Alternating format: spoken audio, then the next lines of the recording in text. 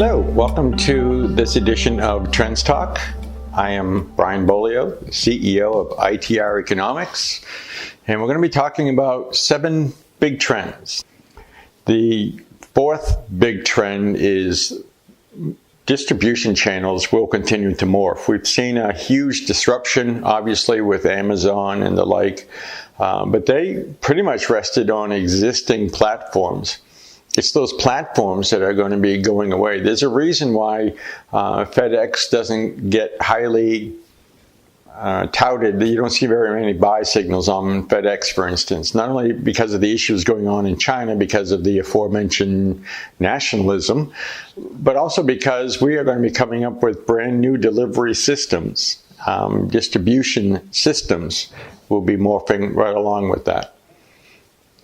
And it's going to range from that last half mile to our houses to pipelines and new vessel containers for everything that gets transported across the ocean or gets transported across the United States or any other economy. That core infrastructure is struggling right now to keep pace. The part of that distribution, I can't say distribution without thinking about electrical distribution. I mean, we have a very archaic, fragile system here in the United States. When government is looking for ways to become more and more embedded in the economy, more and more vital to the economy, don't be surprised if government decides that that is well within their purview to take over, control, or at least dominate in some manner, shape, or form, as opposed to the relative capitalist feeling we've had in that space for ever since the end of World War II. It's become more capitalist, even though you have the public utility commissions, etc. I'm saying that pendulum is going back the other way. Which brings me to big trend number 5. Never forget pendulum swing. In the big pendulum swings we're going to experience are interest rates going back to the historical mean, like for the U.S. government 10-year bond yield, that means 5%, but the pendulums don't stop at the mean. They swing right through it and get you to the other extreme. We are moving toward the mean, and we are going to be seeing extremes on the other side. The 1920s, we think, gives us a useful paradigm for understanding the 2020s.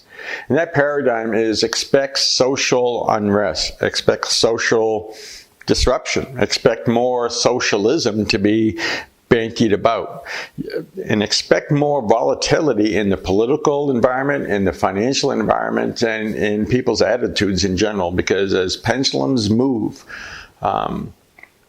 it creates uncertainty, and with that uncertainty creates the need for change, or the perception of the need for change, and a lot of what we thought we knew as truths becomes very much up in the air.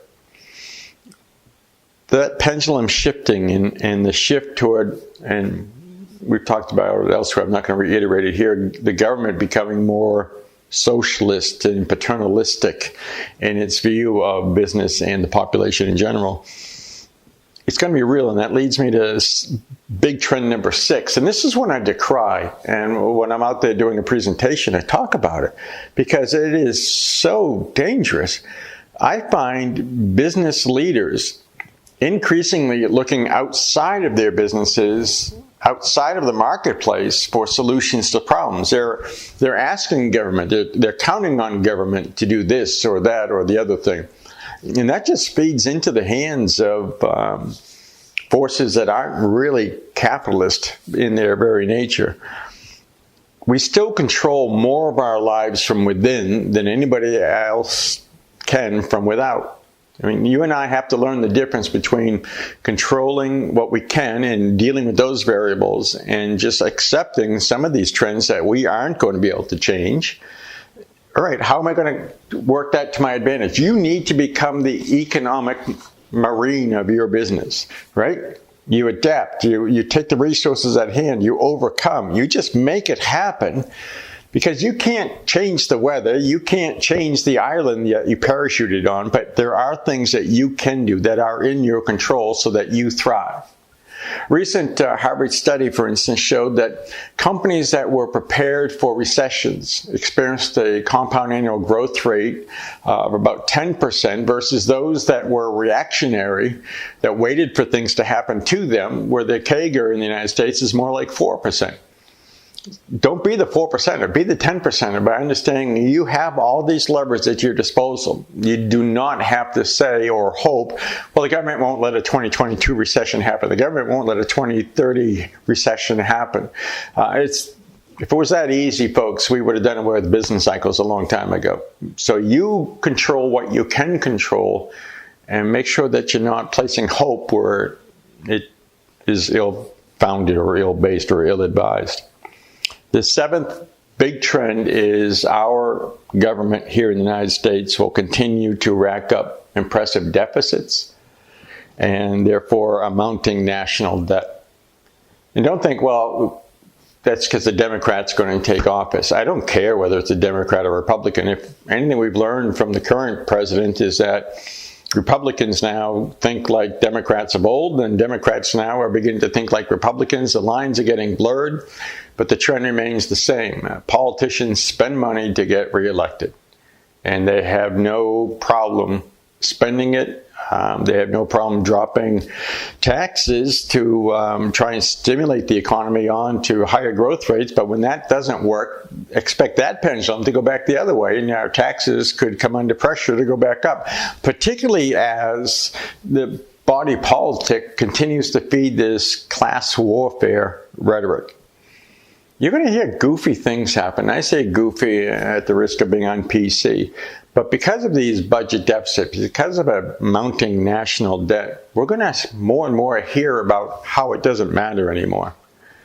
Running around out there right now and very popular in the more liberal economic circles is called modern monetary theory. And that theory is all about government must print as much money as it needs to supply what it needs to the population. And when inflation gets out of control, then we can rein all that back in and inflation won't be a problem. But between that now and then, we have a moral obligation to print money and spend it as fast as we can for the greater good.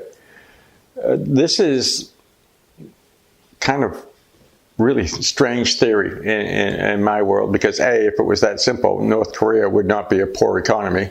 And two, if you think you can rein in inflation that readily once it's out of the bag, then you haven't studied enough history. And three, if you think politicians can all of a sudden become virtuous and not spend money after they've been printing and spending it for quite some time, I think perhaps these people that believe in MMT are being naive, that our politicians are really will do whatever is best, whether that means they don't get reelected or elected in the first place or not. That's not the way the game works.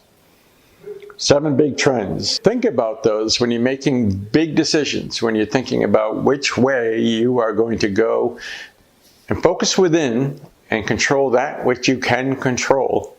And you make a huge difference that way. You become the 10% CAGR type as opposed to the 4% CAGR type. We still have that power. We have that obligation. Thanks for listening to this edition of Trends Talk. 7 big trends. Very much appreciate you taking the time to listen.